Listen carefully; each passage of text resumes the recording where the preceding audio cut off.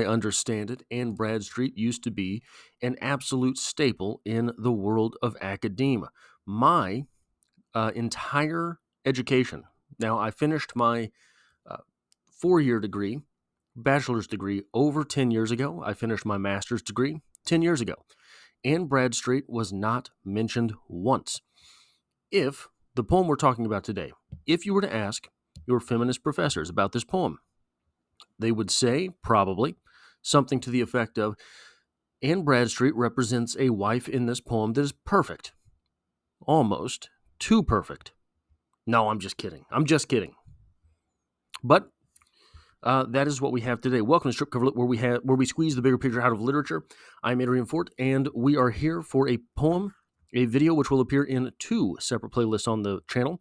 Number one being the poetry discussion playlist, now over 630 videos strong, and number two being the love series, 14 Poems in 14 Days in celebration of Valentine's Day, examining the sort of different kinds of love represented in poetry. We have seen, well, we'll just get into the poem. To My Dear and Loving Husband by Anne Bradstreet, and it reads as such. If ever two were one, then surely we. If ever a man were loved by wife, then thee. If ever wife was happy in a man, compare with me, ye women, if you can. I, I prize thy love more than the whole mines of gold, or riches that the east doth hold.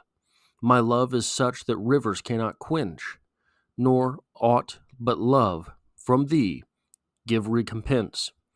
Thy love is such I can no way repay. The heavens reward thee manifold, I pray. Then, while we live, in love let's so persevere, that when we live no more, we may live ever. Now, we have seen this month, we have seen in this sort of love series that I call it, naive love, we have seen possessive love, we have seen romantic love, and we have seen motherly love, among others. A lot of these poems had elements of devotion, but this poem in particular is a poem of devotion, the devotion of love. This poem represents devotional love. Now, Anne Bradstreet, I'm not real big into sort of biographical criticism. I'm not really into historical criticism, these sorts of things. They're interesting when you can find examples for them, and I think that this poem lends itself to those types of interpretations. But I think that the discussion for this poem is more robust than that. This poem, though, I think, does fall into something that we have to, if we're discussing different types of love and devotional love with this poem, it does help to sort of get into some of the biography, get into some of the ideas surrounding the poem, get into some of the ideas of historicism with the poem. Anne Bradstreet was a Puritan, was one of the first voices, maybe the first real poet to take the landscape in American history. One of the first preeminent voices of poetry in the quote-unquote the New World.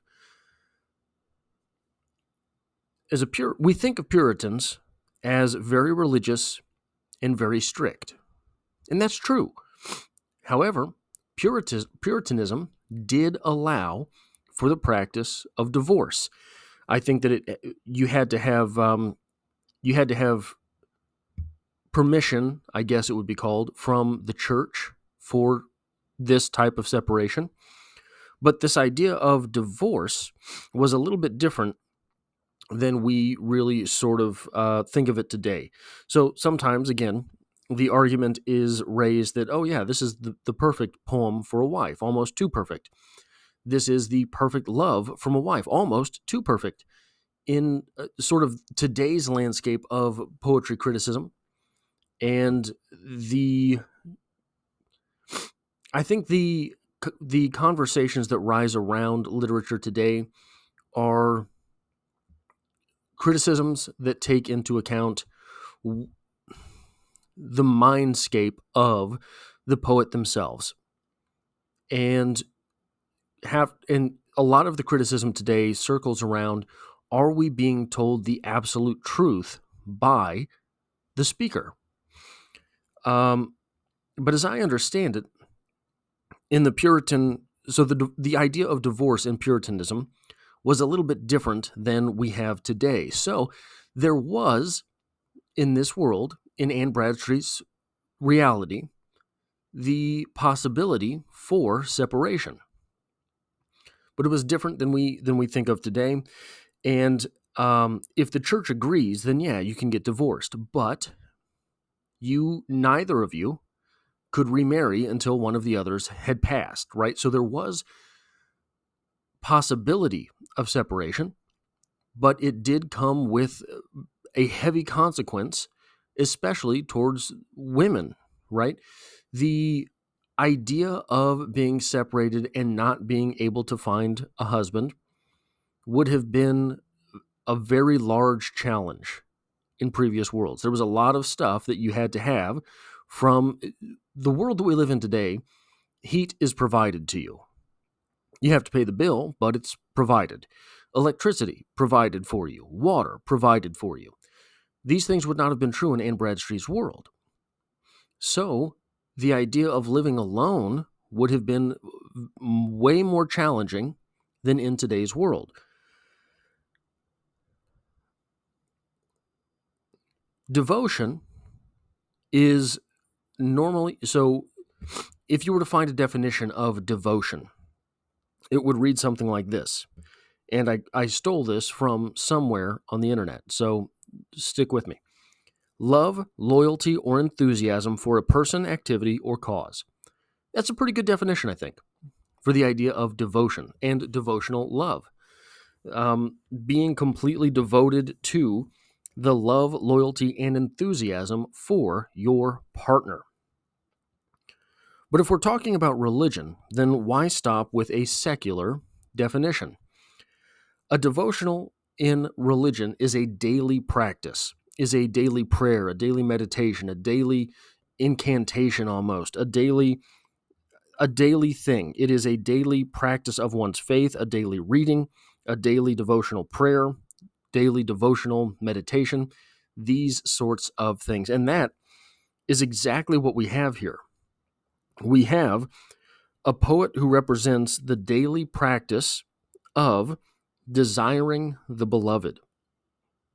We have here the ideas of a daily devotional of turning oneself over to the lover.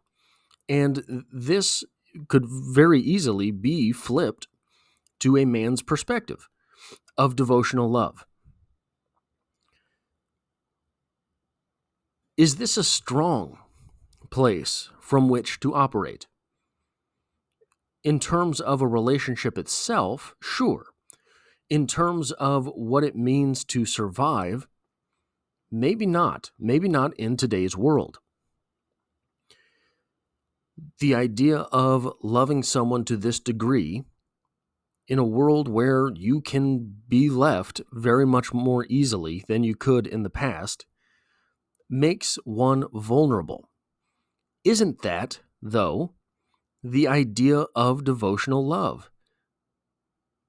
Presenting yourself to someone in a vulnerable way. Turning yourself over to someone in a devotional way. There are things that we all need in life. Some of us need comfort more than we need help going to work. Some of us need shelter, like we talked about with the poem about motherly love.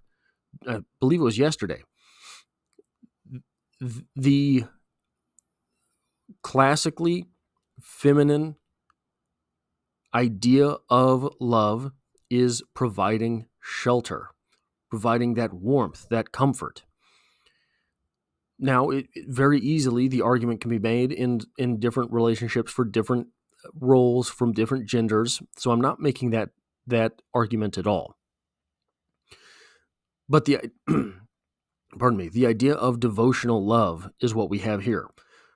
Making vulnerable to your partner, having things that you depend on someone else to provide. That is what we have in this poem. The idea of devotional love. I will provide certain aspects in this relationship. You will provide certain aspects in this relationship. And though we may not be whole as individuals ourselves, together as a relationship unit, if we can take such secular terms, we will be strong. And it is because I can attack those parts of the world that you cannot. You can attack those parts of the world that I cannot, or that we just simply refuse to do because the other is providing it. So this is the idea of devotional love. That is all I have for this poetry discussion. If you like or appreciate what it is that I do here, hitting the like button really does help me out, as it tells YouTube to share this video with other literature lovers. If you find yourself here by chance but not design, literature is the only thing I talk about on this channel. There's poetry every Monday, and I hope to have you back for the next one.